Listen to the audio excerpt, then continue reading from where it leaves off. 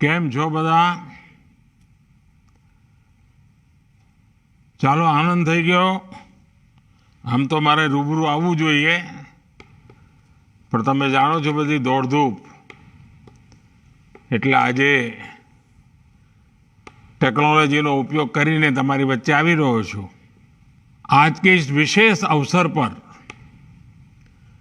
खोडल धाम की पावन भूमि और मां खोडल के भक्तों से जुड़ना मेरे लिए बड़े सौभाग्य की बात है.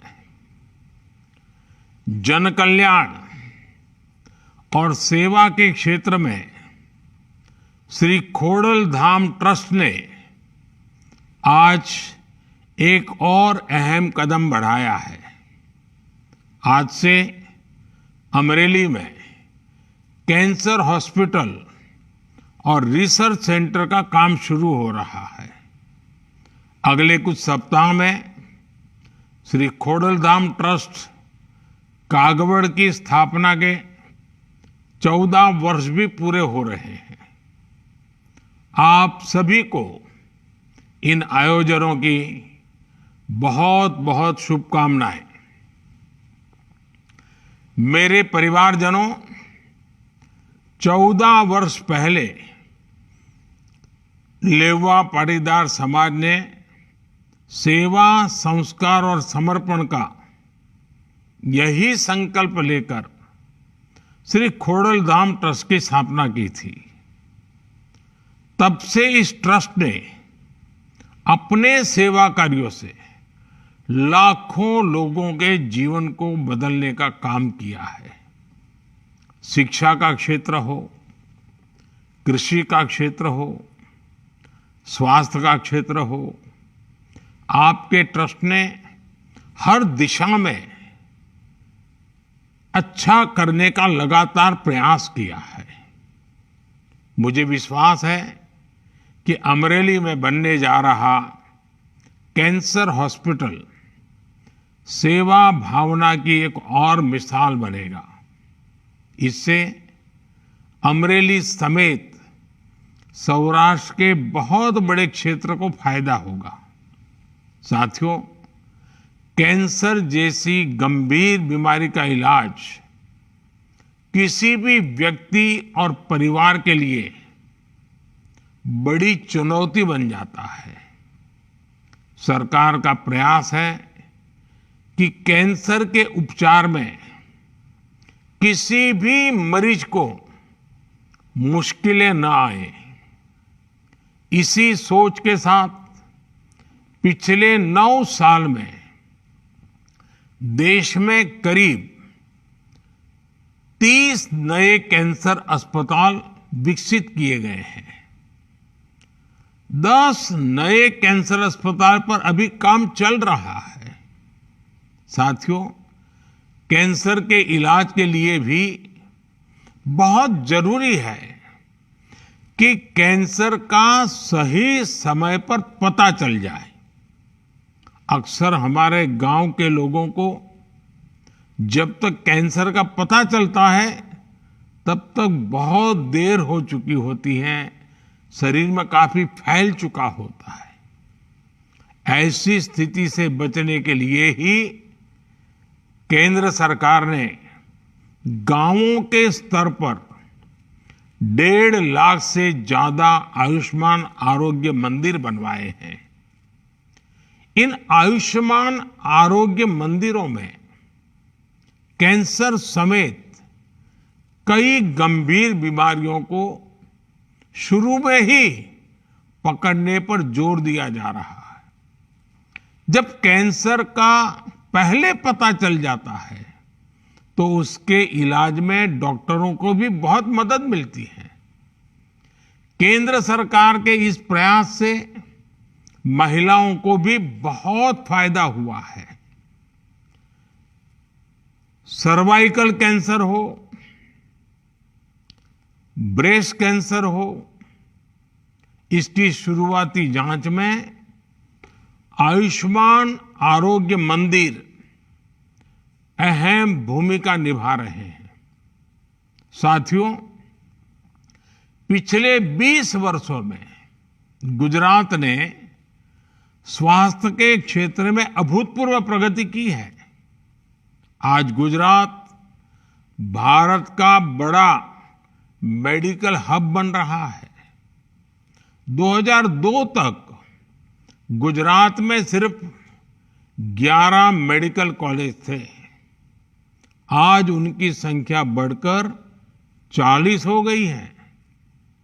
20 सालों में यहां एमबीबीएस सीटों की संख्या बढ़कर करीब 5 गुना हुई है। पीजी सीटों की संख्या में भी करीब 3 गुना बढ़ोतरी हुई है। अब तो अपने राजकोट में एम्स भी है। 2002 तक गुजरात में सिर्फ 13 फार्मेसी कॉलेज थे। आज उनकी संख्या 100 के आसपास हो गई है। 20 वर्षों में डिप्लोमा फार्मेसी कॉलेजों की संख्या भी 6 से बढ़कर 30 के आसपास पहुंच गई है। गुजरात ने स्वास्थ्य के क्षेत्र में बड़े सुधार का मॉडल पेश किया है। यहां गांव-गांव में कम्युनिटी हेल्थ सेंटर्स खोले गए। आदिवासी और गरीब इलाकों तक स्वास्थ्य सुविधाएं पहुंचाई गई। गुजरात में 108 एम्बुलेंस की सुविधा पर लोगों का भरोसा लगातार मजबूती हुआ है। मेरे परिवारजनों, देश के विकास के लिए भी आवश्यक है कि देश के लोग स्वस्थ हो, सशक्त हो। खोड़ल माता के आशीर्वाद से आज हमारी सरकार इसी सोच पर चल रही है। गंभीर बीमारी में गरीबों को इलाज की चिंता न करनी पड़े, इसलिए हमने आयुष्मान भारत योजना शुरू की थी। आज इस योजना की मदद से 6 करोड़ से ज्यादा लोग अस्पताल में भर्ती होकर अपना इलाज करा चुके हैं। इसमें बड़ी संख्या कैंसर के मरीजों की भी रही है।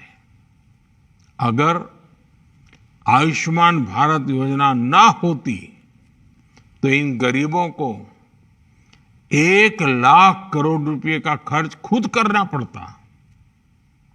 हमारी सरकार ने 10,000 जन औषधि केंद्र भी खोले हैं, जहां लोगों को 80% डिस्काउंट पर दवाइयां मिल रही हैं। अब सरकार पीएम जन औषधि केंद्रों की संख्या को बढ़ाकर 25,000 करने जा रही है। सस्ती दवाइयों की वजह से मरीजों के 30,000 करोड़ रुपए खर्च होने से बचे हैं। सरकार ने कैंसर की दवाइयों के दाम भी नियंत्रित किए हैं, जिनका लाभ अनेकों कैंसर मरीजों को हुआ है। साथियों, आप सभी से मेरा इतना पुराना नाता रहा है। मैं जब भी आपके बीच आता हूं, कुछ ना कुछ आग्रह करता हूं। आज भी मैं आपके सामने अपने आग्रह दोहराना चाहता हूं। ये एक तरह से मेरे 9 आग्रह हैं। और माता का धाम हो और नवरात्रि की याद आना बहुत स्वाभाविक है, और इसलिए मैं कहता हूं 9 आग्रह हैं।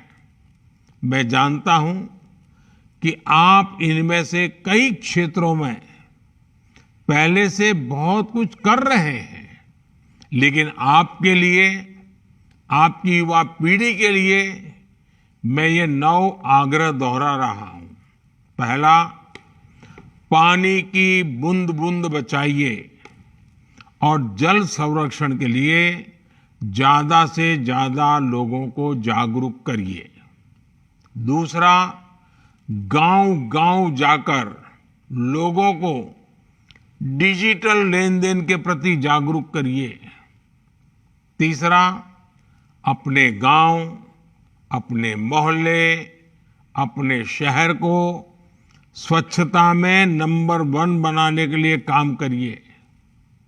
चौथा, जितना हो सके आप लोकल को, स्थानीय प्रोडक्ट्स को प्रमोट करिए। मेड इन इंडिया प्रोडक्ट्स का ही इस्तेमाल करिए। पांचवा, जितना हो सके पहले अपने देश को देखिए। भ्रमण करना है तो देश में भ्रमण करिए, अपने देश में घूमिए, अपने देश के पर्यटन को बढ़ावा दीजिए। छठा, प्राकृतिक खेती के प्रति किसानों को ज्यादा से ज्यादा जागरूक करते रहिए। मेरा 7वां आग्रह है, मिलेट्स को, श्री अन्न को, हमारे यहाँ जो बाजरा और ज्वार खाते हैं ना, श्री अन्न को अपने जीवन में शामिल करिए। इसका खूब प्रचार प्रसार करिए। मेरा 8वां आग्रह है, फिटनेस, योग हो, स्पोर्ट्स हो, उसे भी अपने जीवन का अभिन्न हिस्सा बनाइए। मेरा 9वां आग्रह है, और ये मैं मानता हूं कि हमारी नई पीढ़ी को ध्यान में रखते हुए आप सब से मेरा ज्यादा आग्रह है, किसी भी तरह की ड्रग्स और नशे की लत से बिल्कुल दूर रहिए। अपनी युवा बच्चों को बचाइए, इन्हें अपने जीवन से दूर रखिए। साथियों, मुझे विश्वास है आप सब अपने हर दायित्व को पूरी निष्ठा और सामर्थ्य से पूरा कर सकते हैं और करते रहेंगे। अमरेली में बनने जा रहा कैंसर हॉस्पिटल भी सर्व समाज के कल्याण का उदाहरण बनेगा। मैं लेउवा पाटीदार समाज और श्री खोडलधाम ट्रस्ट को उनके भविष्य के आयोजन के लिए बहुत बहुत शुभकामनाएं देता हूं।